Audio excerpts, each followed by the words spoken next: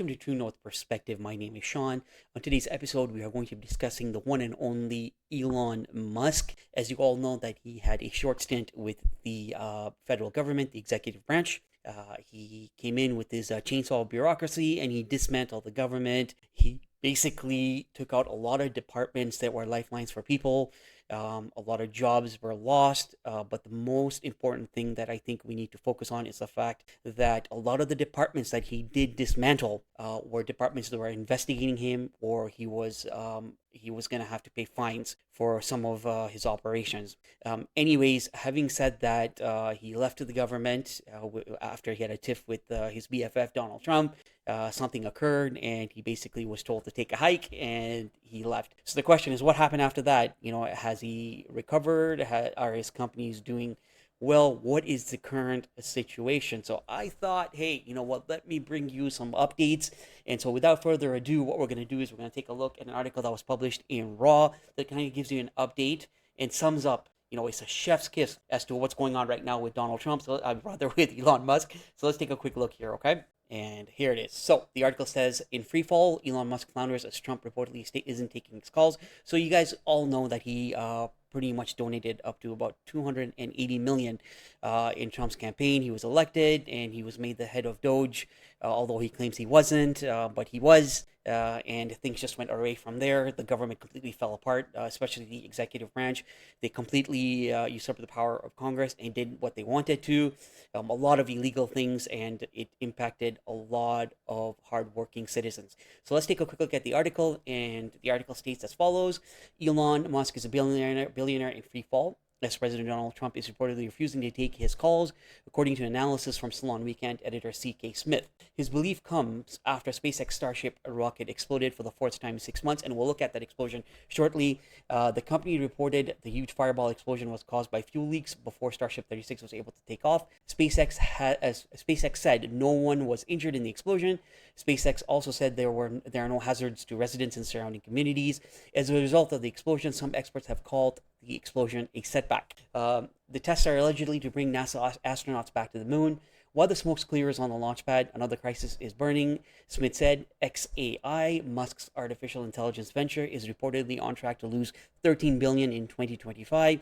He later said Musk moved GPUs from Tesla to prop it up, and he's now pitching a $9 billion raise to investors. But that's not innovation, it's triage. To make matters worse, Musk has been frozen out by Trump himself, who reportedly isn't taking Musk's calls. Smith said the trio of issues has made Musk just a guy with exploding rockets, a hemorrhaging AI startup, and a dying social media platform full of trolls yelling into the void. The Weekend editor noted, if you look at Musk's X account, you won't see the setbacks, just a scratch. Musk said of the exploding rocket, he has also been bolstering Tesla's updated models S and X.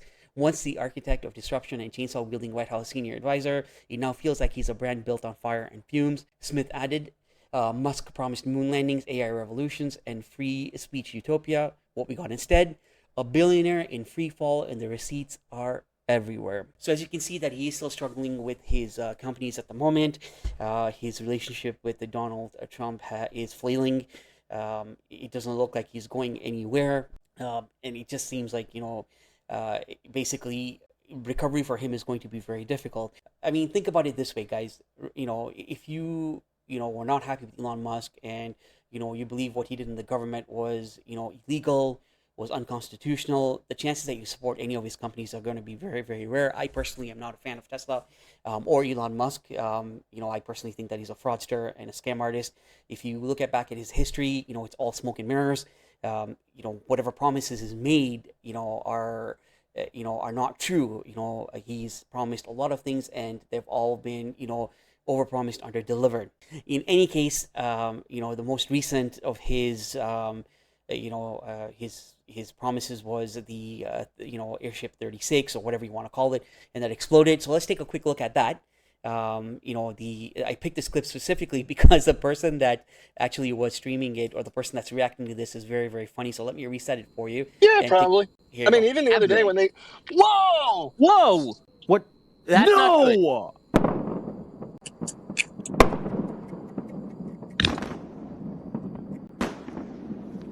Oh my God.